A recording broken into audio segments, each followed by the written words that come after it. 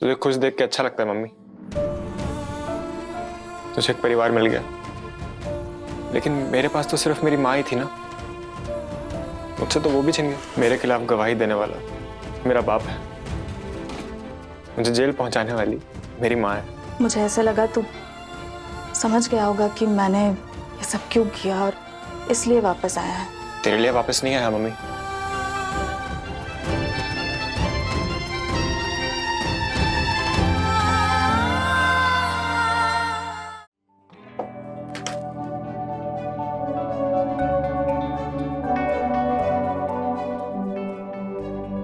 Better लग रहा है? क्या अच्छा लग रहा है। अच्छा लग रहा है? अच्छा लगे। हाय। ये कब आई? पता नहीं। हेलो, क्या तुम क्या फिल्म देखने बैठी हो? नहीं, आप दोनों का romance. By the way, romance मेरी खुद की धर्म पत्नी के साथ मैं कर रहा हूँ। ओहो, किसी और की धर्म पत्नी के साथ करके तो देखिए राजेश बाबू। हाँ? अरे मुझे कोई प्रॉब्लम नहीं है, प्लीज कंटिन्यू। ओहो, आई एम तो हैप्पी कि मेरे मॉम डैड में अभी भी रोमांस जिंदा है ना? यू नो व्हाट, आप दोनों ना लव मैरिज का परफेक्ट एग्जांपल। Thank you. एक ब्रेकिंग न्यूज है। क्या? मंगेश वापस आ गया है।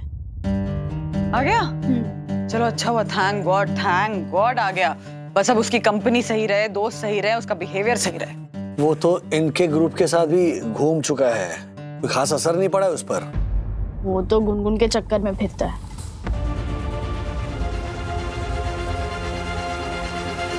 मंगेश और गुनगुन? सीरियसली? क्या चल रहा है? वो हर्षद भाई को पता चलेगा ना तो खामखा बवाल मच जाएगा। मतलब थैंक यू, लेकिन कुछ भी डेवलपमेंट होती है तो प्लीज इन्फॉर्म मी। हाँ डैडी, मतलब गुनगुन की भी गलती है। क्या? वो शिखर को सबक सिखाने के चक्कर में जानबूझ के उसने मंगेश के साथ दोस्ती की है। ये प्लीज समझाओ उसे, प्लीज गुनगुन को समझाओ सखी, क्योंकि ये बात हर्षद भाई लाइटली नहीं लेने वाले। डोंट वरी डैडी, मैं उसे समझाती रहती हूँ। अरे बाप रे। ओके चलो मैं चलता हूँ, और लेट करूंगा तो ट्रैफिक बढ़ जाएगा। Be watchful. हाँ प्लीज।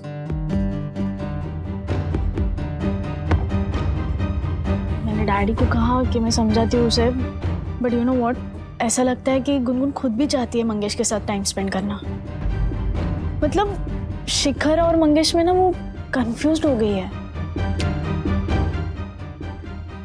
हो सकता है कि शिखर की तरफ जो फील करती हो वो इन्फैचुएशन हो, मतलब पसंद आया हो उसको तो उसने सोचा हो कि प्यार है, फिर रियलाइज हुआ कि नहीं ये प्यार नहीं है, इसीलिए अब सडनली मंगेश की तरफ झुकाव महसूस कर रही है ना। ऐसा पॉसिबल है क्या? मतलब आप किसी को लाइक करते हो या प्यार करते हो तो falling out of love possible है? मतलब ऐसा होता है ना सखी कि आपको कोई अच्छा लगता है, आप उसकी तरफ अट्रैक्शन फील करते हो तो आपको लगता है कि यही प्यार है, फिर धीरे धीरे अट्रैक्शन कम हो जाता है तो आपको रियलाइज होता है कि नहीं ये तो प्यार नहीं था। द मेन थिंग इज कि जब आपका प्यार वर्कआउट नहीं हो तब अगर आप ये सोचते हो ना कि अब लाइफ में दोबारा कभी प्यार नहीं होगा, ये गलत है। मतलब दूसरा प्यार हो सकता है?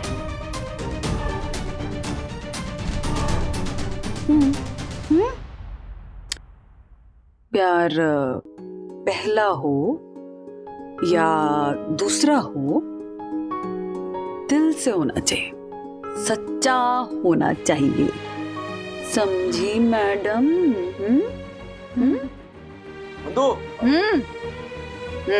आई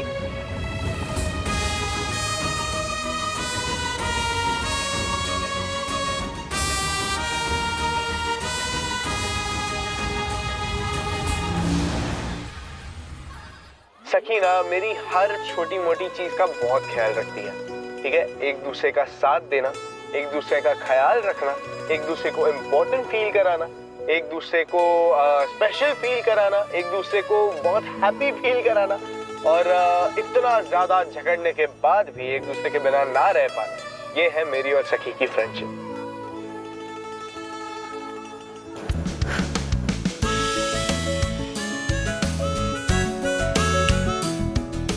ओ बहन, हम इतने लपू झन्ना भी नहीं है कि ये ना समझ पाए कि तुम बार बार विवान की वीडियो क्यों देख रही हो।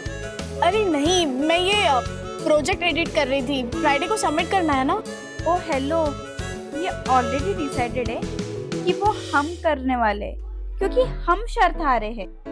गाइस, ये सब छोड़ो, सीरियसली प्रोजेक्ट बहुत इंपॉर्टेंट है। कहीं तुझे भी तो ये नहीं लगता है कि एक्चुअल में हम शर्त हारे ही नहीं? क्या?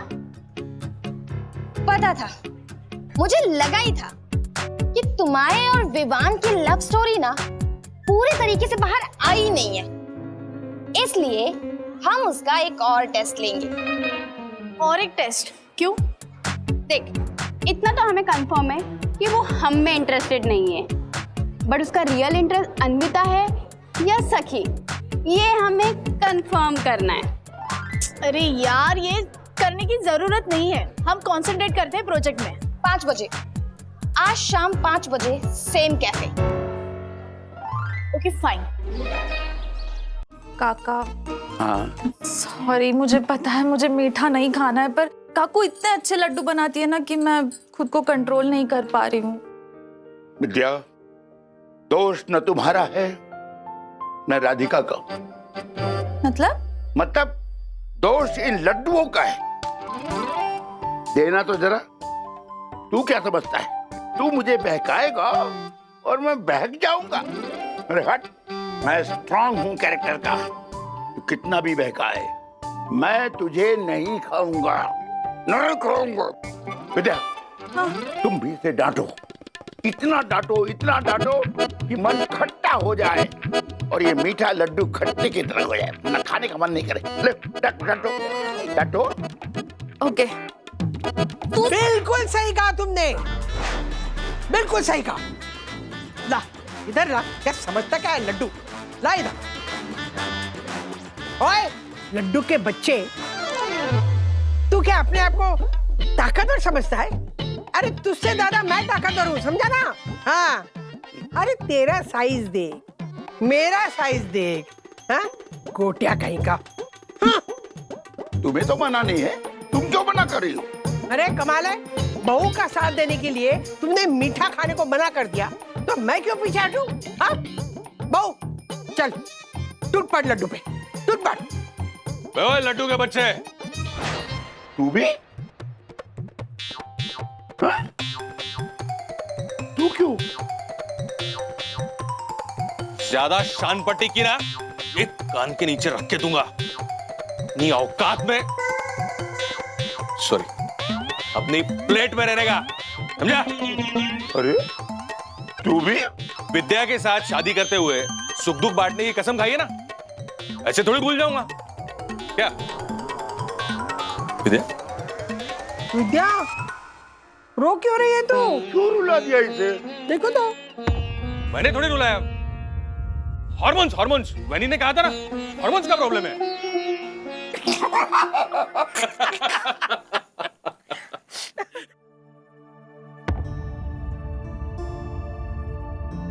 मंगेश,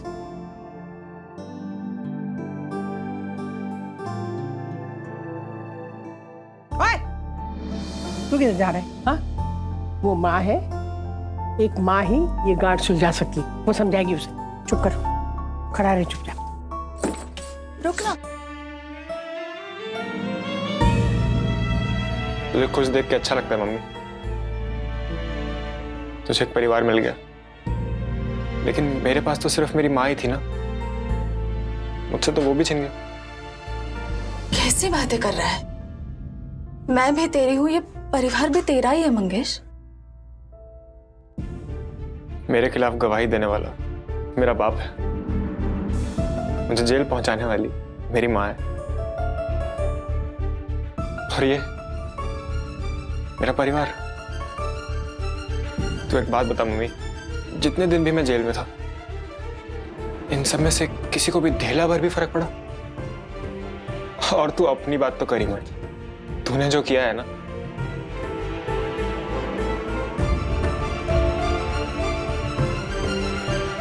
मुझे ऐसे लगा तू समझ गया होगा कि मैंने ये सब क्यों किया और इसलिए वापस आया है।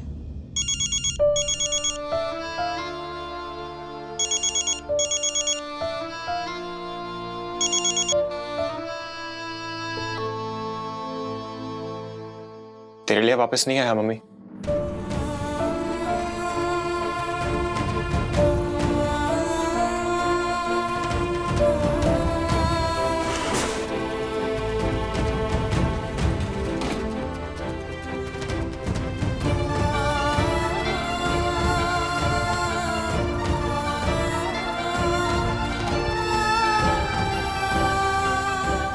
आई नो जल्दी सब कुछ ठीक हो जाएगा, तुम मेरी फिक्र मत कर, जा जॉब पे।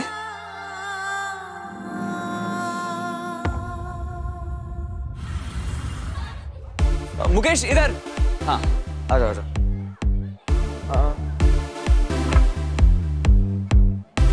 चालू करो गाइस।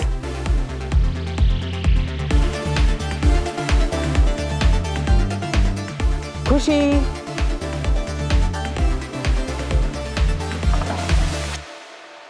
ब्रो देखा? मैं तो कब से देख रहा हूँ ब्रो, बस वही नहीं देख रही।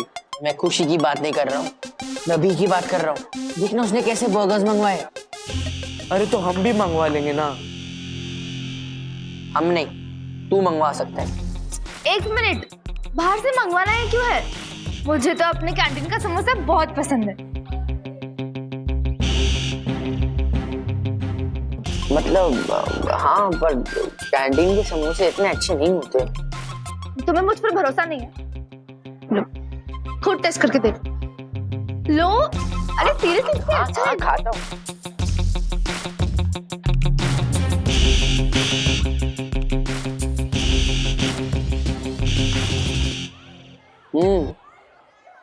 काफी अच्छा है ना? तुम्हारे लिए भी एक प्लेट लेके आओ। चले जाओ। लाओ 20 रुपए। 20 रुपए क्यों? लाने के लिए। अच्छा, मुझे लगा तुम ट्रीट दोगी। देना चाहती हूँ, पर एक्चुअली मैं मेरे बाबा को अपने पॉकेट मनी का हिसाब देती हूँ। मतलब वो मांगते नहीं है, पर तो भी देती हूँ, तो इसलिए तुम्हें ट्रीट देना मेरे बजट में नहीं है। ओह, इट्स ओके। ये लो। मैं लेके आती हूँ।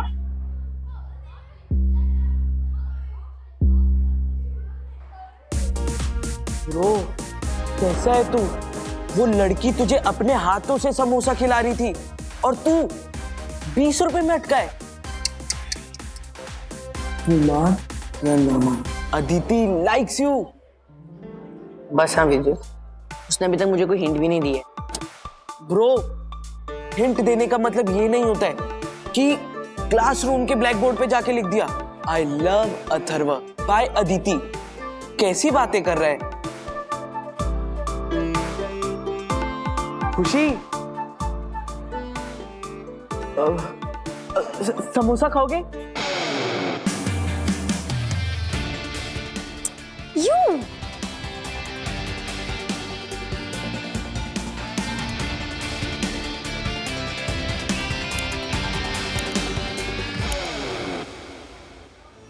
वो आ गया। Be ready, be ready. Hello ladies. Hello. Hi सखी। तारीफ। Nice jacket Vivaan, you are looking very good. क्या हो गया तुम्हें? I mean, always look good, thank you so much. But सखी, मैं ये जैकेट फर्स्ट टाइम थोड़ी पहन रहा हूँ तुम्हारे साथ। Yeah, right. He is right. ओ भैया, प्लीज इधर आना। Yes. आप ना वो कॉफी दिख रही है ना, वो प्लीज लेकर आओ। मैम वो चेयर चाहिए थी। क्यों? उधर चाहिए। अच्छा अरे क्या अच्छा, बैठो, कोई दूसरी चेयर लो ना ब्रो। क्यों क्यों क्यों क्यों कहीं और से? आप ले जाओ चेयर। क्या यार विवान, सीजन का टाइम है, हम लोग एडजस्ट कर लेंगे ना, और लोग आने वाले हैं। सखी इधर आओ, बैठो। तो शिफ्ट हो ना यार, कम ऑन शिफ्ट हो।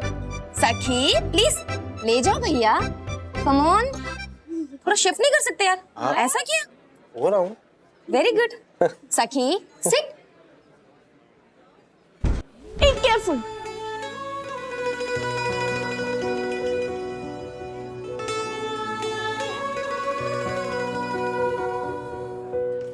पता है सखी, आज एआई का क्लास था ना, तो उसमें हमने social media marketing through AI generated models try किया।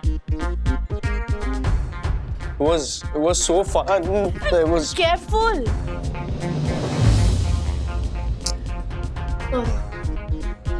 अभी भी कुछ नहीं हुआ है। I know.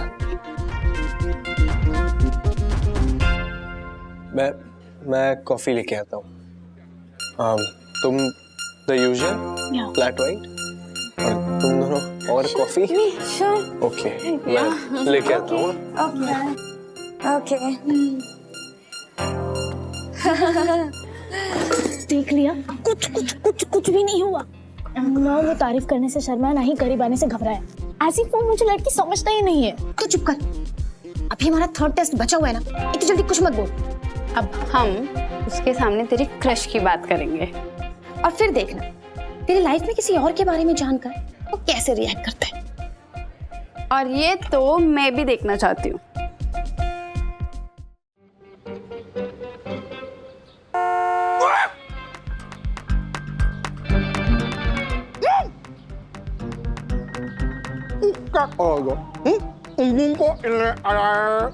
क्या बोला है आपने गुनगुन को? मार डालूंगा, काट डालूंगा।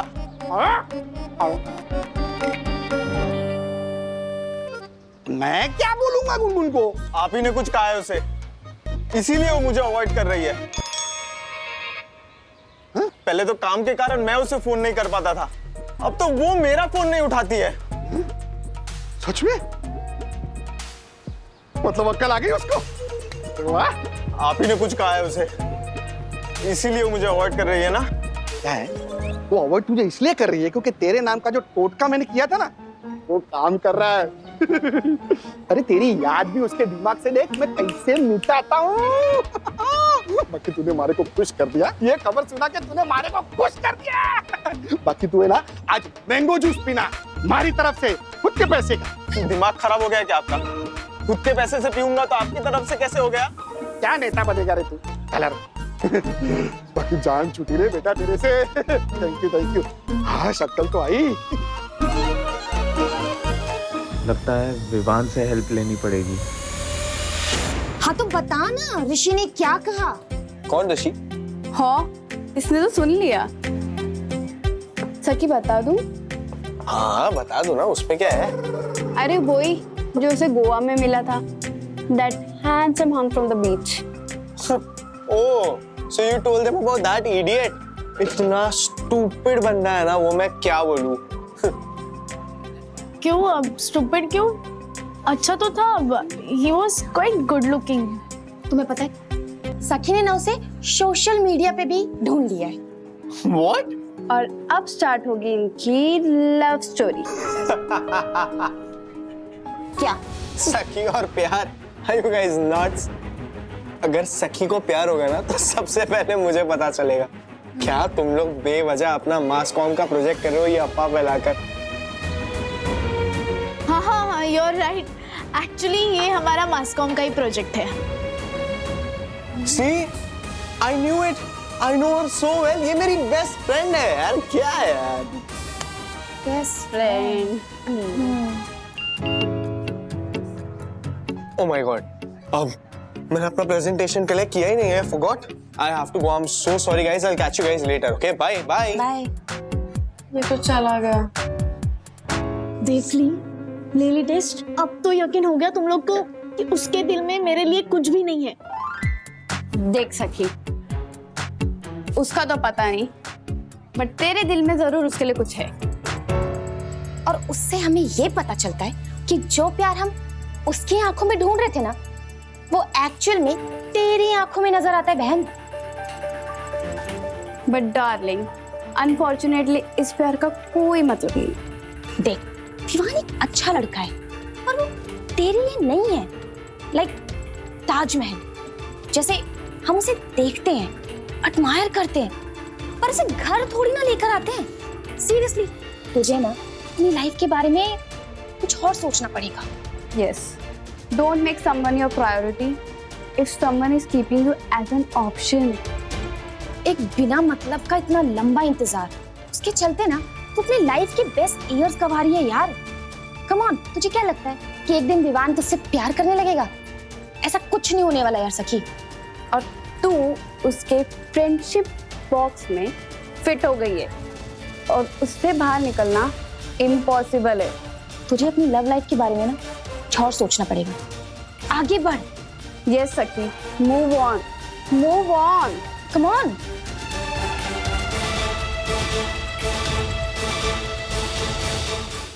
बंधु, राज, मिठाई किस खुशी में? ऑफिस में नया कॉन्ट्रैक्ट मिला? हर्षद भाई ने दी है। इसलिए शिखर और गुनगुन का ब्रेकअप हो गया है, उस खुशी में हर्षद भाई ने मिठाई दी है। उसमें मिठाई देने वाली कौन सी बात है? मुझे क्या पता, उन्होंने दी तो मैं लेकर आ गया। हर्षद भाई कितना नापसंद करते हैं शिखर को। हाँ, मैं जितना विवान को करता हूँ उससे कम ही नापसंद करते हो। सखी विवान को डेट कर भी रही है तो क्या? उम्र ही क्या है सखी की, बताओ। पहले उसका कोर्स खत्म हो जाने दो, 2-3 साल कहीं जॉब करने दो, तो सिक्योरिटी आ जाएगी, उसके बाद में सोचेगी ना शादी के बारे में। हम जब सखी की उम्र के थे ना, तब तक हम प्यार करके शादी कर भी चुके थे राजेश बाबू।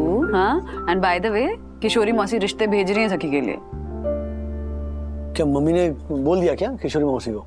मम्मी ने नहीं बोला, माँ ने तो उल्टा किशोरी मौसी से ये कहा कि सखी को जब शादी करनी होगी वो अपने लिए लड़का खुद पसंद कर लेगी, शी इज केपेबल। क्या वाकई सखी सोचने लगी है इस सब बारे में? नहीं, मुझे लगा था कि आगे पढ़ने का डिसीजन, करियर को लेकर सीरियसनेस, इस सब में बॉयफ्रेंड के विचार नहीं आते होंगे मन में, है ना? प्यार उम्र दे के कहाँ होता है राय, जब होना होता है हो जाता है। मैं बस यही चाहता हूँ कि जो भी फैसला ले वो सोच समझ कर ले।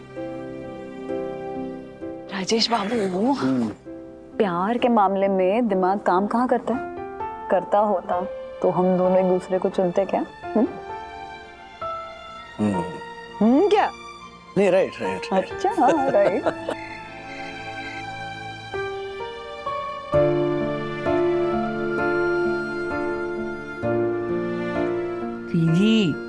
उस तरफ टर्न करके बैठो ना, लैपटॉप की सारी लाइट मेरे फेस पे आ रही है। तू जब लेट नाइट गेम्स खेलता है तब मैं कंप्लेन करती हूँ? नहीं ना, सो जा चुपचाप।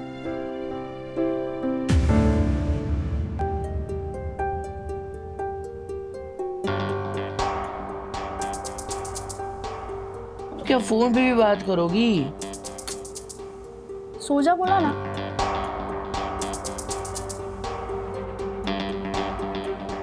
अरे यार। हेलो गुनगुन, तूने अपना स्टेटस सिंगल किया क्या फ्रेंड्स बुक पे? वो तू भी ना, वो तो शिखर को डराने के लिए है। देख, वो मेरा सिंगल स्टेटस देखेगा तो तड़पेगा, अपने आप को सुधारेगा, टाइम पे आना शुरू करेगा, और सबसे बड़ी बात, अपने किए हुए प्रॉमिसेस निभाना सीखेगा। समझी?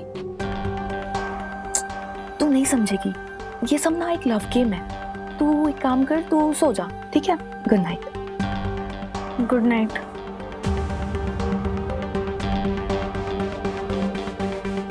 हम विवान का टेस्ट लेंगे। What? He is breadcrumbing you. ये मेरी बेस्ट फ्रेंड है यार।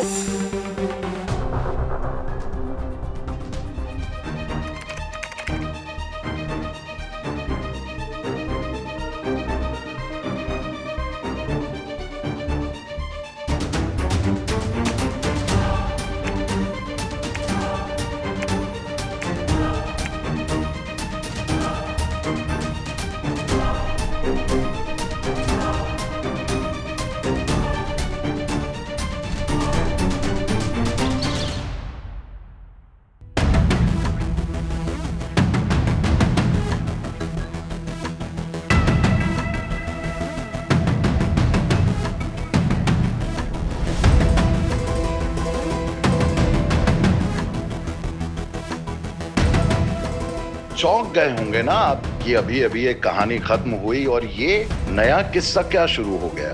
तो भाइयों बहनों और बच्चों, आपके और मेरी दुनिया की हूबहू तस्वीर वो आज लड़ रहा है एक ऐसी ताकत के सामने जिसको हराना इतना आसान नहीं होगा। आखिर ये मुश्किल आई कैसे? तो आइए शुरू से शुरू करते हैं आज का किस्सा, जो कहीं ना कहीं आपके मेरे सबके जीवन का है एक हिस्सा।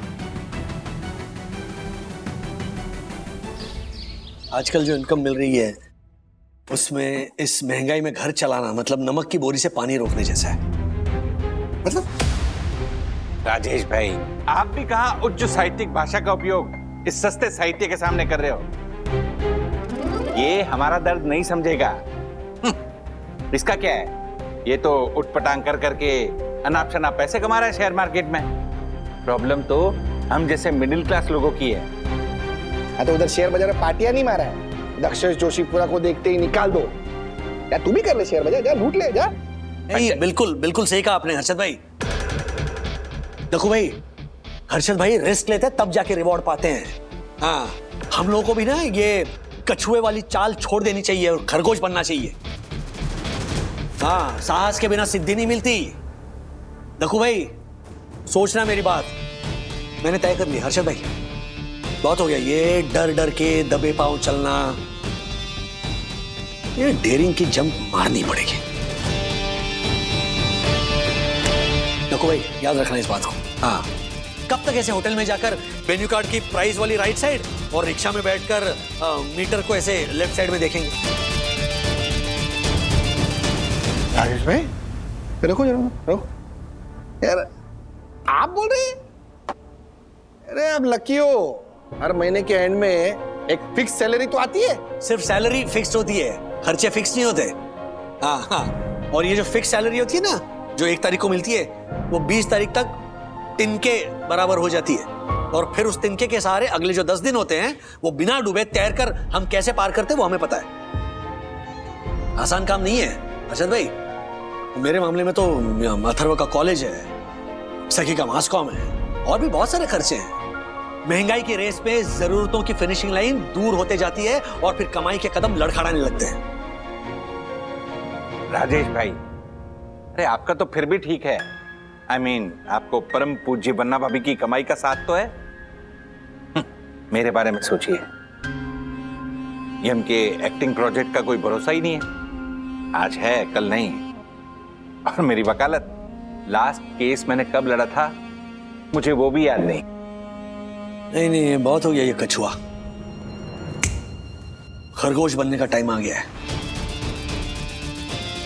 चलो बाहर चलते, चलो बहुत गर्म हो रहा है, थोड़ा घुटन जैसी हो रही है। चलो बाहर जरा खुली हवा में।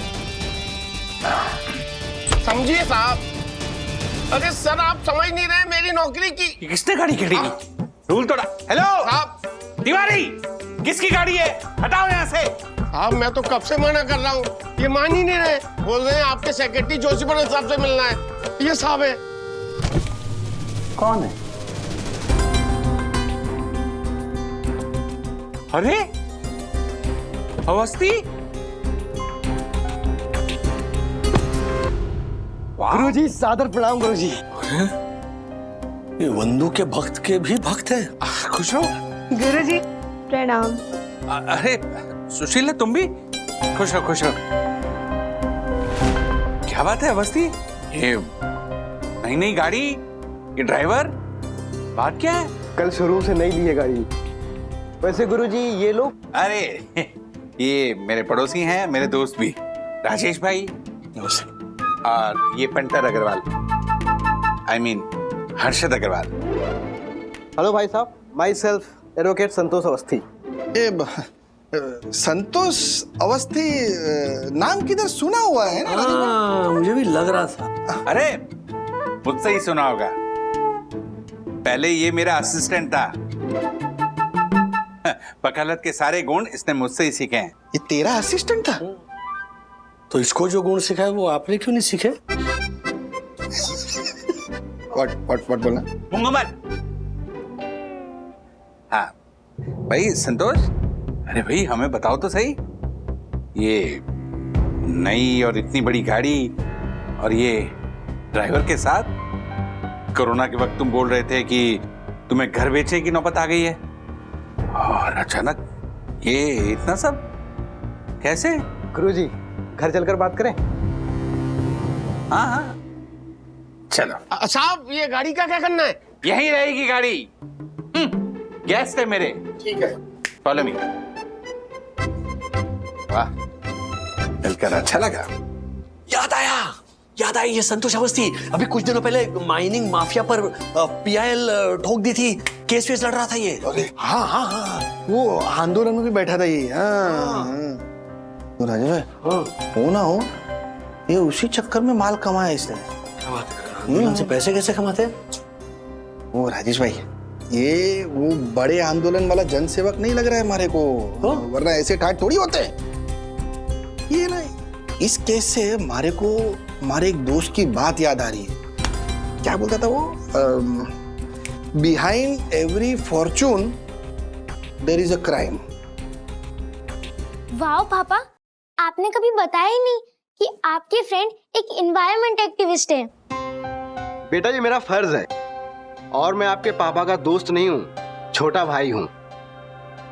वैसे हम बिटिया से पहली बार मिल रहे हैं ना? हाँ, इसको गोद लेने के समाचार सुने थे, लेकिन आपका अनशन चल रहा था ना, समय ही कहाँ मिला। किट्टू बेटा इधर आओ मेरे पास। अरे ये लो। इतने सारे पैसे? नहीं आंटी, मुझे पैसे नहीं चाहिए। नहीं बेटा, ना नहीं कहते। गुरुजी, हमारे बड़े भाई की बेटी हो तुम। लो रखो, ये तो नहीं गए। भाभी जी, अब इतने सारे आशीर्वाद और पैसे का क्या फायदा अगर अपनों में ही ना बांट सके। Thank you. संतोष भाई, एक बात तो माननी पड़ेगी, गरीबों को हक दिलाने के लिए अपनी जान की परवाह ना करते हुए आप उस खनन माफिया से जो भिड़े हैं, चारों ओर आप ही की चर्चा थी। यही है वो संतोष अवस्थी जिसने कोर्ट में पीआईएल दर्ज करके पर्यावरण की लड़ाई को अपने हाथों में ले लिया। जैसे ही मैंने न्यूज सुनी, तुरंत मैंने सुशीला को फोन कर दिया। वैसे संतोष, उस केस का क्या हुआ? चल रहा है गुरुजी, इतने दिनों बाद मिले, कुछ और बात करें, है ना भाभी जी? हाँ, अरे आप लोग बातें कीजिए, मैं आपके लिए कुछ नाश्ता लेके आती हूँ। हाँ? यामिनी भाभी, मैं भी आती हूँ। अरे आओ आओ। किट्टू बेटा तू भी आ जा। हाँ।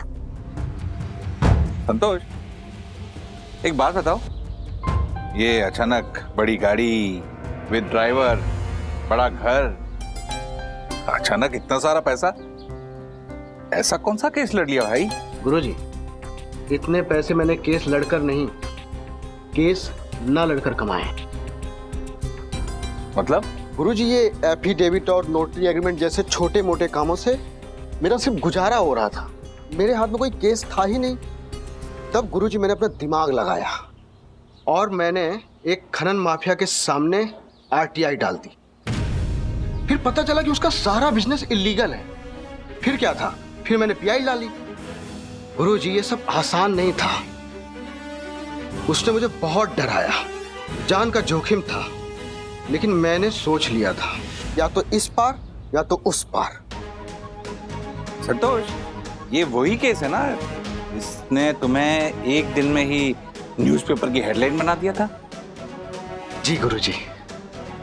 गुरुजी, इस देश में ना बड़ा पैसा कमाने वाला कुछ ना कुछ गलत जरूर करता है, और हम ठहरे वकील ठोक दी उसके ताबूत पे कील।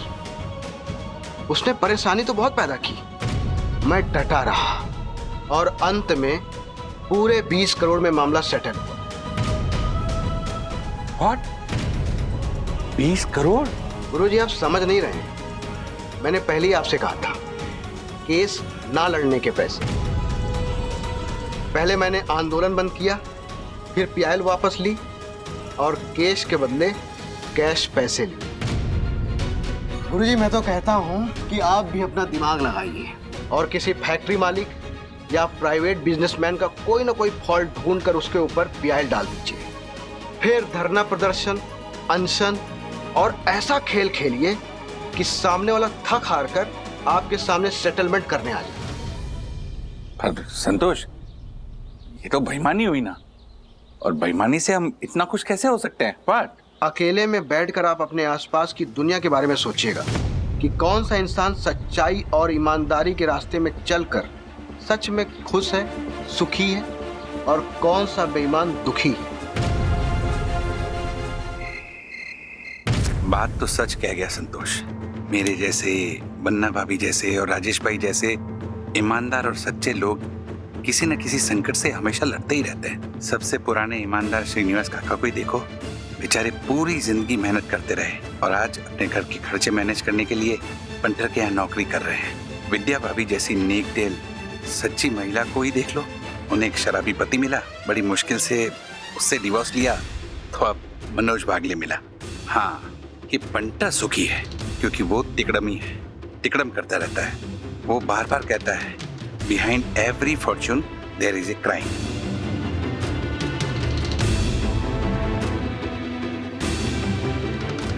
सच कहता है संतोष, इस दुनिया के कनस्तर से घी जो है वो ईमानदारी की सीधी उंगली से नहीं, ऐसे ही किसी तिकड़मी की टेढ़ी उंगली से निकलेगा। मुझे भी कोई ना कोई ऐसा कांड करना ही होगा, पैसे तो तभी बनेंगे।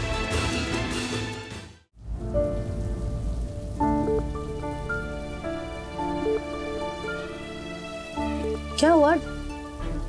ये राजेश भाई की बातें सुन के ना मेरे को ऐसा लग रहा है कि ये वो राजेश भाई नहीं है जिनको मैं जानता हूँ। क्यों? ऐसा क्या किया राजेश भैया ने? पता नहीं, आज तक ना कभी राजेश भाई ने पैसों को लेकर कभी चिंता जाहिर नहीं की। होती है चिंता, होती है पैसों को लेकर, किसको नहीं होती है, लेकिन पहली बार राजेश भाई ने ऐसा कहा कि हमारे को जिंदगी में रिस्क की छलांग मारनी होगी। मेरे को तो डर लगने लगा है अभी। बताओ अभी इसमें क्या गलत है? हाँ, अरे मैं रिस्क लेने की बात कर रहा हूँ, खुद को रिस्क में डालने की बात नहीं कर रहा हूँ। मैं बोल रहा हूँ ये लोन ले लेते हैं, तुम्हारा क्लाउड किचन सुपर हिट होगा। It's my gut feeling. Give me some time, सोचने का मौका तो दो। और राज, अभी जितने मेरे फूड ऑर्डर्स आ रहे हैं ना, उनको मैनेज करने के लिए हमारे घर का किचन काफी है। अरे लेकिन बच्चों का क्या, उन्हें भी तो अपनी स्पेस चाहिए ना। बच्चे रहते हैं कहाँ घर पे? सखी अपने कॉलेज जाती है, अथर्व अपने कॉलेज जाता है, और कॉलेज के बाद जब पढ़ाई करनी होती है तो सखी या तो लाइब्रेरी में बैठ के करती है या कैफे में। और घर पे जितना स्पेस है वो अथर्व के लिए काफी है। और बेडरूम? बेडरूम तो एक ही है ना। मतलब मैं क्या कहता हूँ, सखी को वो बेडरूम देते हैं, अथर्व को ये बेडरूम दे देते हैं, और हम लोग लिविंग रूम में शिफ्ट हो जाते हैं। ऐसा सोचना भी नहीं, सजेस्ट भी मत करना। हम अपना रूम नहीं छोड़ रहे, और हम सब भी तो ऐसे ही बड़े हुए ना।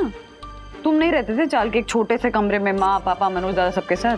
ये अलग से बेडरूम मिला हुआ था तुम्हें? क्या का बेडरूम? वो तो पापा के लोहे के बेड के नीचे मेरा बिस्तर लगता था, मम्मी एक ऐसे सेटी पे सोती थी, दादा दरवाजे के पास सोता था। करते थे ना एडजस्ट। हाँ, और इन दोनों को भी एक कमरे में रहने दो, अच्छा है इनके लिए। एक दूसरे से बातें करते हैं, एक दूसरे का सपोर्ट सिस्टम है, एक दूसरे को समझाते हैं, और कभी कभी एक दूसरे की जासूसी भी करते हैं। कर रहे हैं वो दोनों अच्छे से एडजस्ट। ये एक मैजिकल शब्द है मिडिल क्लास का। हाँ, मतलब इसे बोलते ही सारी परेशानी ऐसे चैलेंज बन जाती, और हम ऐसे चैलेंजर्स, वो वाली फील आती, और एकदम खुशी महसूस करते हैं। ये कहते हो कि अरे कोई बात नहीं, अरे हम सब कुछ एडजस्ट कर सकते हैं। हम मिडिल क्लास नहीं, सच कहूं तो हम एडजस्ट क्लास है। लोकल ट्रेन में 3 लोगों की सीट है ना, उस पर चौथे को एडजस्ट करने वाला एडजस्ट क्लास। छोटे से घर में 6-7 लोगों के परिवार को एडजस्ट करने वाला जरूरतों को नहीं, ये फालतू के खर्चे, ऐसा कह के महंगाई को एडजस्ट करने वाला। अरे दूसरी नौकरी अब कहाँ मिलेगी, ऐसा कह के छोटी सी तनख्वाह में कोलू के बैल जैसी मेहनत को एडजस्ट करने वाला। और चाहे जितनी भी नाकामियां हैं, हंसकर हम होंगे कामयाब गाकर चेहरे पर जो शिकन है उसको मुस्कुराहट से एडजस्ट करने वाला। सीरियसली, अगर ये एडजस्ट क्लास नहीं होता ना तो दुनिया एडजस्ट नहीं कर पाती।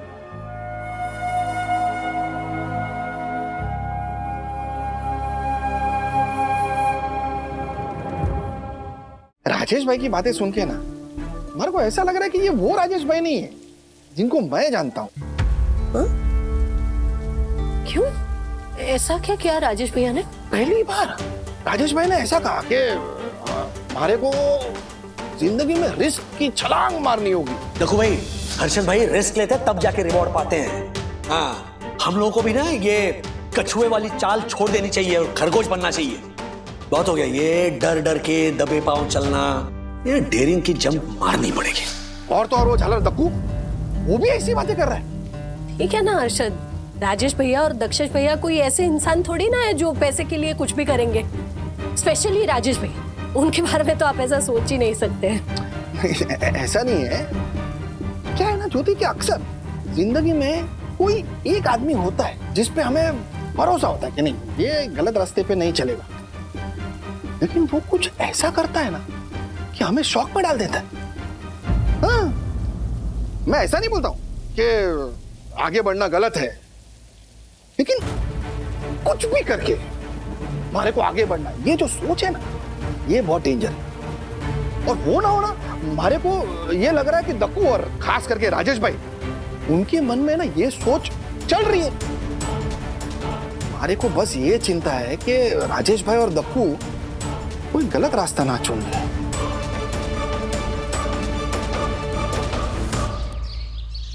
तुम जवान होकर नहीं चलते हो, मैं बूढ़ा होकर रोज चलता हूँ, कभी कभी छूट जाता है।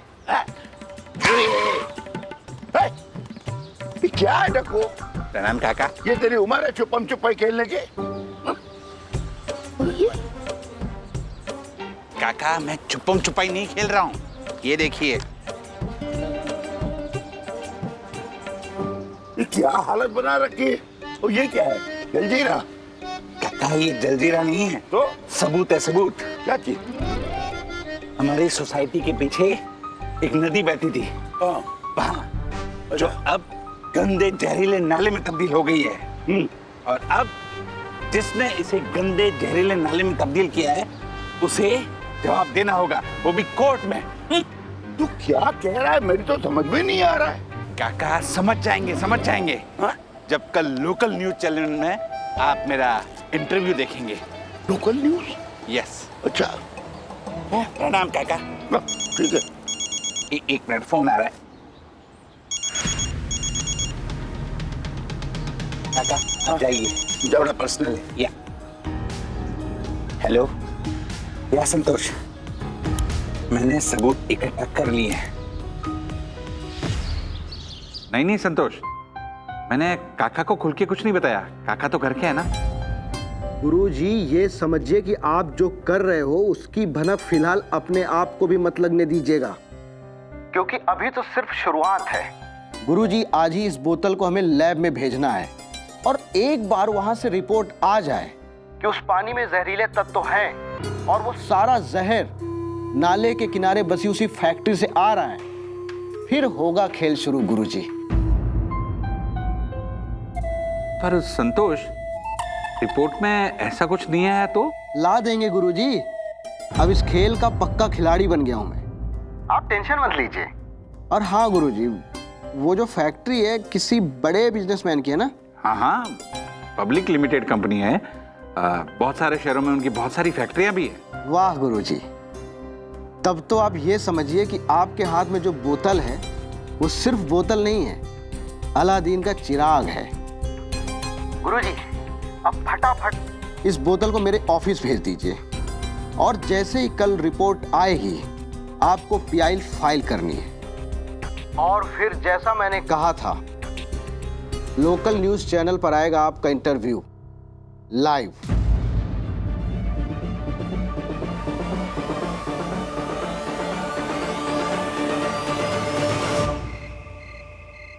हाँ ठीक है। पापा जल्दी से चैनल चेंज करो, दक्कू अंकल का इंटरव्यू आ रहा है। मम्मी जल्दी आओ। आ रही हूँ। दीदी इंटरव्यू। दोस्तों, जैसा कि आप सब जानते हैं, मैं हमेशा से पर्यावरण और प्रकृति की रक्षा के लिए कोई ना कोई मुहिम छेड़ता रहता हूं। और आज मेरे साथ है मेरे गुरु दक्षेश जोशीपुरा जी, जो पर्यावरण की रक्षा करने के लिए एक बहुत ही बड़ी इंडस्ट्री के सामने जंग लड़ने जा रहे हैं। आइए जानते हैं क्या है पूरा मामला। गुरुजी। नमस्कार भाइयों बहनों, मैं सोई डोसन हाइट सोसाइटी का first citizen honourable secretary advocate Dakshesh Joshipura. First citizen इसलिए क्योंकि मैं वहां तब से रह रहा हूं जब वहां सोई डोसन हाइट सोसाइटी नहीं बल्कि सोई बाग नाम का एक बगीचा था।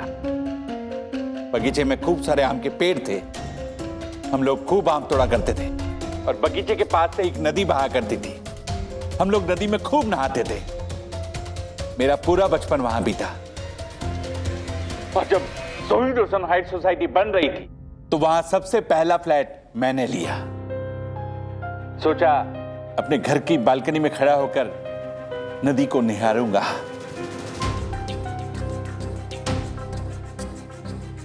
पर अफसोस, अब वो नदी नदी नहीं रही, अब वो एक गंदे नाले में तब्दील हो चुकी है। और वो इसलिए कि एक पूंजीपति ने अपनी फैक्ट्री से निकलने वाले इंडस्ट्रियल वेस्ट के जहर को नदी में फेंक कर उसे गंदे नाले में तब्दील कर दिया है। पर अब और नहीं, अब मैंने सोच लिया है कि उस निर्मल नदी के पूर्णोद्धार के लिए मैं लड़ाई लड़ूंगा। मैंने कोर्ट में एक पीआईएल दाखिल की है और कल से मैं अनशन पर बैठूंगा। मेरा फैक्ट्री के मालिक को एक संदेश है, मेरी याचना मान ली जाए। अगर मेरी याचना नहीं मानी तो रण होगा और संघर्ष बड़ा भीषण होगा। जय हिंद। वाह वाह दक्षिण भैया, ये हुई ना बात। क्या बात है दक्कू भाई, क्या बात है।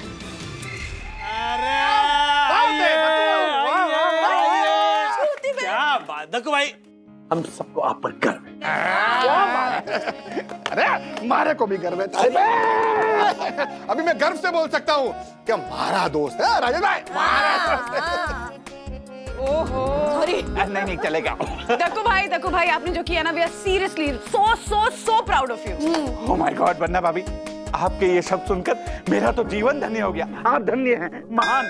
दक्कू भाई आपने जो किया है ना, वो तारीफ के काबिल ही है। आपको पता है दक्कू भाई, जब भी हम गार्डन में वॉक करने के लिए जाते थे तो उस नाले की बदबू के बारे में सिर्फ बात ही करते थे, लेकिन आपने वो किया है जो हर नागरिक को करना ही चाहिए। Thank you. क्या बात। वाह वाह वाह। आइए।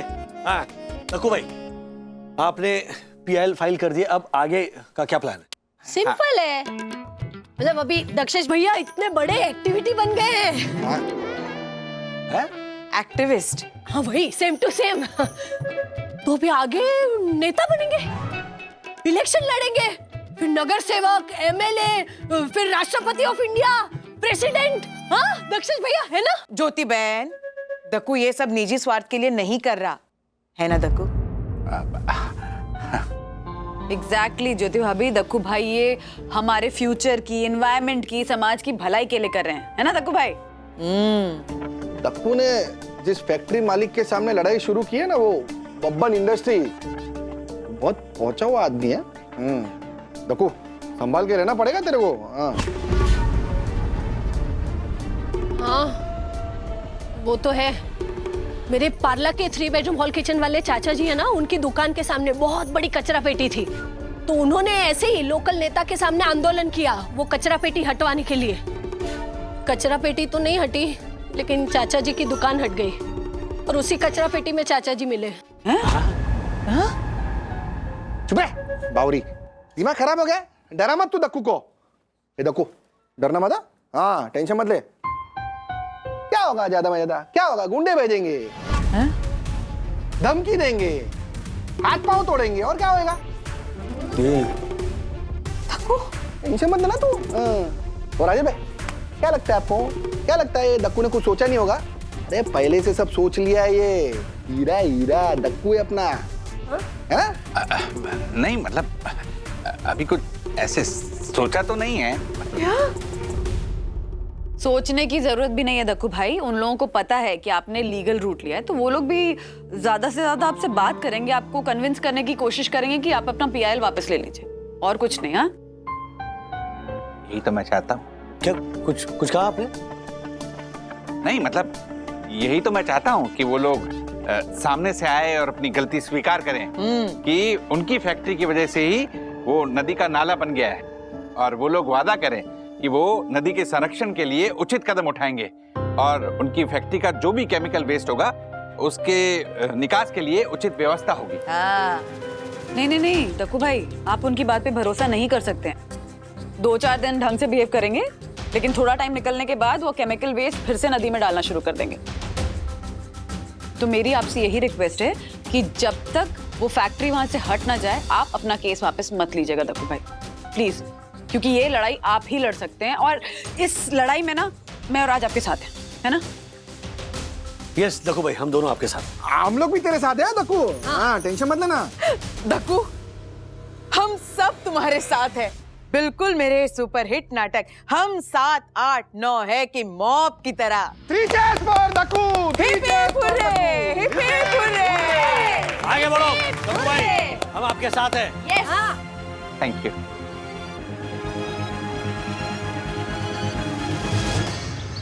गुरुजी अभी क्या बात कर रहे हैं?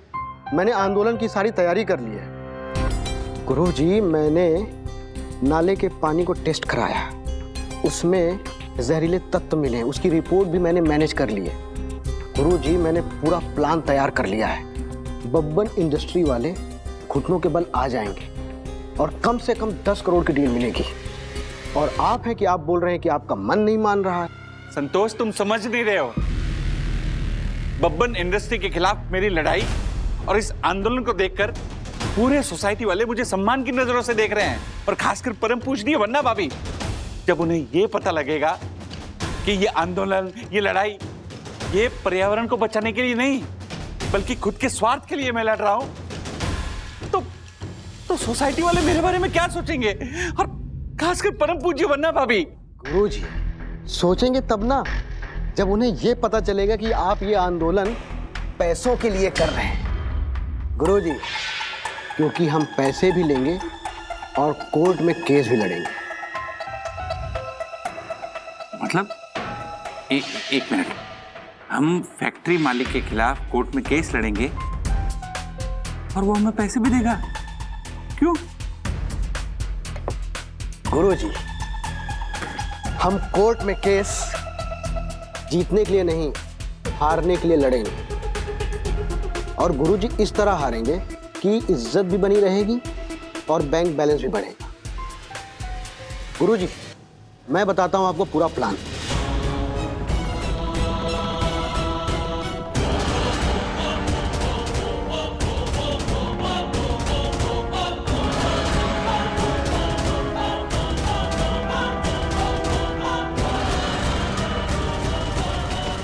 ओह माय गॉड, पर ये सब होगा कैसे? गुरुजी, ठीक वैसे ही जैसे मैंने किया था। खनन माफिया के खिलाफ जिस प्रकार से मैं लड़ा था, ठीक उसी प्रकार से आप लड़ेंगे बब्बन इंडस्ट्री के खिलाफ। गुरुजी याद रखिए, सच की लड़ाई लड़ने वाले का नाम इतिहास के पन्नों में गुम हो जाता है, लेकिन लड़ाई का दिखावा करने वाले इतिहास रच देते हैं। इसलिए गुरुजी, कल से शुरुआत होगी दिखावे की लड़ाई की, आपके आमरण अनशन की। What? आमरण अनशन? जी हाँ, कल से आप मंच लगाकर अनशन में बैठेंगे, जिससे पबन इंडस्ट्री के ऊपर और ज्यादा प्रेशर पड़ेगा। अरे मेरा ब्लड प्रेशर हाई हो जाएगा। मैं एक दिन भी भूखा नहीं रह सकता हूँ संतोष। व्हाट? कैसी बात कर रहे हैं गुरुजी? किसने कहा आपको भूखा रहने के लिए? आप पानी पीते रहिएगा स्टील वाले ग्लास में। अब गुरुजी, स्टील के ग्लास में पानी है या काजू बादाम मिल्क शेक है, किसको पता? हाँ, और रही बात आपके लंच और डिनर की, सब्जी रोटी आपको पिसवाकर मिक्सी में भिजवा देंगे। ओह, तो इसीलिए अनशन पर बैठने वाले हमेशा स्टील की ग्लास में पानी पीते हैं। अब आप समझे ना गुरुजी? तो तैयारी शुरू कर दीजिए गुरुजी। कल से शुरुआत होगी आपके आमरण अनशन की।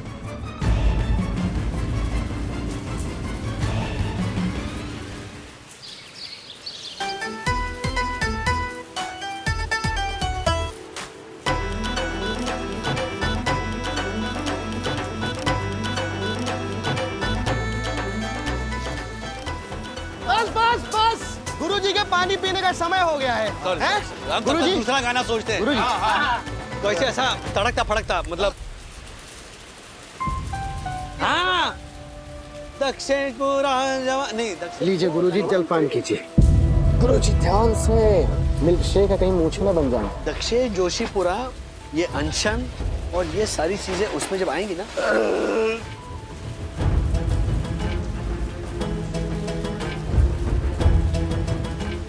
सुबह से 5 गिलास पानी पी चुका है और जब भी पानी पीते हैं ऐसे ही डकर लेते हैं जाना।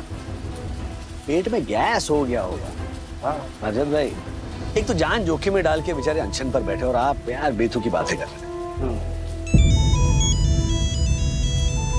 हाँ बंधु, प्रणाम प्रणाम वन्ना भाभी, प्रणाम। आप मेरी सेहत की बिल्कुल टेंशन मत लीजिए, मैं ये लड़ाई लड़ूंगा भी और जीतूंगा भी। इनकलाब जिंदाबाद, इनकलाब जिंदाबाद, परम पूज्य वन्ना भाभी की जय हो, परम पूज्य वन्ना भाभी की जय हो। बंधु एक मिनट, यहाँ पे बहुत आवाज हो रही है, एक मिनट। हाँ हाँ बोलो बंधु। राज, तुम और अर्शद भाई कब तक रुकने वाले हो वहाँ पे? कब तक मतलब? आज सैटरडे है ना, आज छुट्टी है। तो मैंने और हर्षद भाई ने सोचा कि दक्कू भाई के इस मूवमेंट को थोड़ा सपोर्ट देते हैं। बहुत बढ़िया प्लान है। बट अच्छा, आई वाज जस्ट थिंकिंग कि दक्कू भाई ने पीआईएल फाइल की है ना, तो कोर्ट में तो केस चलेगा ही, तो सडनली ये अनशन पे क्यों बैठ गए हैं? हाँ बंधु, मैंने यही पूछा दक्कू भाई का जो दोस्त है संतोष अवस्थी।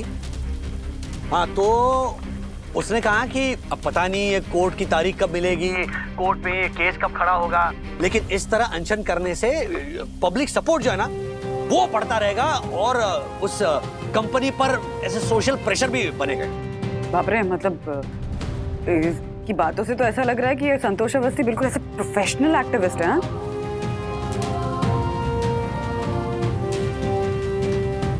हाँ बंधु, क्या है, पास में भी काफी सारे आंदोलन सक्सेसफुली लड़ चुका है ये संतोष अवस्थी, और उसी वजह से एक आंदोलनकारी की इमेज है पब्लिक के दिलो दिमाग में, जिसका फायदा ही होगा ना दक्कू भाई के इस अनशन को। शायद मुझे ये फीलिंग भी आ रही है कहीं ये संतोष अवस्थी दक्कू भाई के इस नोबल कॉज को हाईजैक ना कर ले। मैं इसके बारे में पढ़ रही थी तो उसमें लिखा था कि इसने जो वो माइनिंग माफिया के अगेंस्ट आंदोलन किया था ना, उसमें ना माइनिंग बंद हुई है ना उस बिजनेसमैन का इलीगल बिजनेस बंद हुआ है, बट हाँ इस संतोष अवस्थी का ये एक्टिविज्म का बिजनेस जरूर चल पड़ा है। अच्छा, ओ राजेश भाई आ जाओ ना। बंधु मैं बाद में फोन करता हूँ। ओके, जल्दी आ जाओ, बाय। एडवोकेट दक्षेश जोशीपुरा जिंदाबाद। भाइयों और बहनों, साईं दर्शन के पास एक जमाने में जो पवित्र नदी बहती थी, उसको जिन्होंने नाला बना दिया, उनके सामने ये लड़ाई सिर्फ एडवोकेट दक्षेश जोशीपुरा जी की नहीं है, ये लड़ाई हम सब की है। सही बात है, हम सब की है। तालियां। और ये लड़ाई कब तक चलेगी हमको नहीं पता, लेकिन एडवोकेट दक्षेश जोशीपुरा जी ने कसम खाई है कि वो अपनी आखिरी सांस तक इस लड़ाई को लड़ेंगे। क्या बात है, क्या बात है, क्या बात है। तालियां तालियां तालियां। और आप सबको तो पता है इस लड़ाई में हमें आपके साथ साथ आर्थिक सहयोग की भी जरूरत पड़ेगी। तो आप सबसे अनुरोध है, अपनी अपनी ओर से जितना हो सके उतना आर्थिक सहयोग करें। और मुझे बताते हुए बड़ी खुशी हो रही है कि सबसे पहले इस योगदान के यज्ञ में शुरुआत की है हर्षद अग्रवाल जी ने, जिन्होंने पूरे 1 लाख रुपए देने की घोषणा की है। तालियां!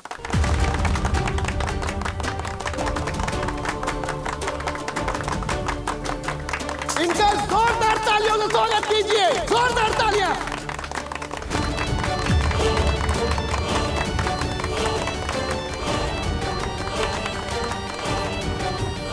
आप जैसे लोग कारण हमारा ये आंदोलन सफल होगा।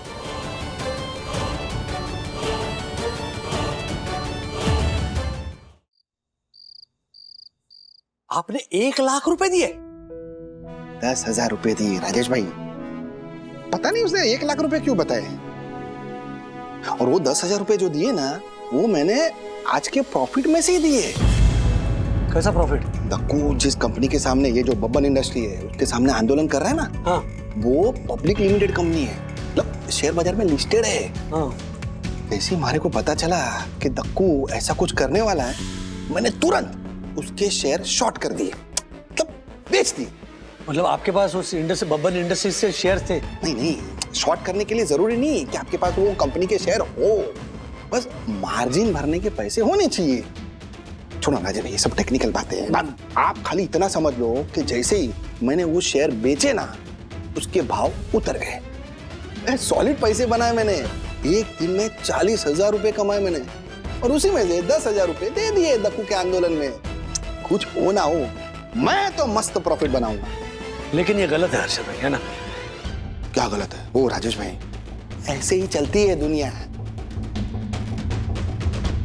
आप सोचिए कि मारे को तो बाद में पता चला, लेकिन जिसको पहले से पता होगा कि ऐसा कुछ होने वाला है, उसने कितने शेयर बेचे होंगे। और जिसको पहले से पता था कि ऐसा कुछ होगा, हो सकता है ये सब उसी ने करवाया हो।